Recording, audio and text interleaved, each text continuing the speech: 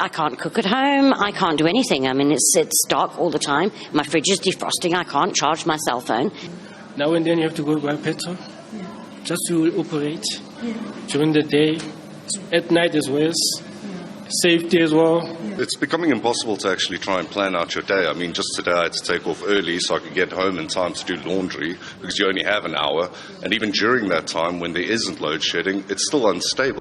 With rolling blackouts continuing unabated in the country, the cries of South Africans have grown louder and louder. This despondency with the energy crisis has resulted in a court action launched by the United Democratic Movement and others against President Cyril Ramaphosa and government. In papers filed before the Gauteng High Court in Pretoria, the applicants submit concerns over the human cost of load shedding and argue for the mitigation of its effects on basic, constitutionally entrenched fundamental human rights. The applicants argue that certain sectors of society, such as public health establishments, public schools, electronic communication networks, police stations, and entities responsible for the provision of water, as well as micro and small businesses, amongst others, should be exempt from load shedding. One of the applicants, Lukhona Mguni, states that this case is about practicalities, not semantics.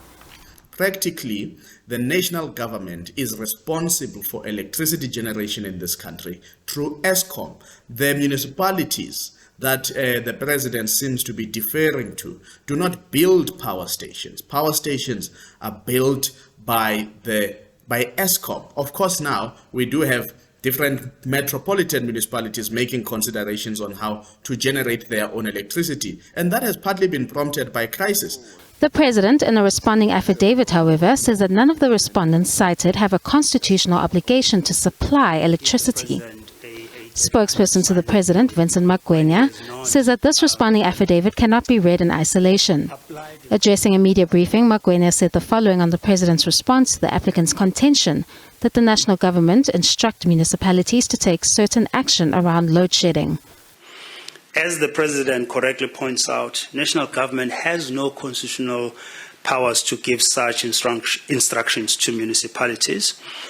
And more importantly, contradict or diminish the stated commitment of President Ramaphosa and his administration to add load shedding as a matter of urgency. During the State of the Nation address, Ramaphosa described the challenge of load shedding as a quote-unquote common problem that the country must work together to resolve and not stand on rooftops and criticize.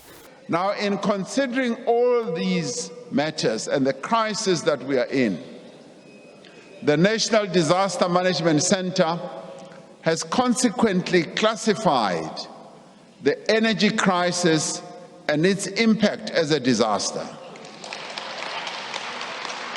We are therefore declaring a national state of disaster to respond to the electricity crisis and its effects.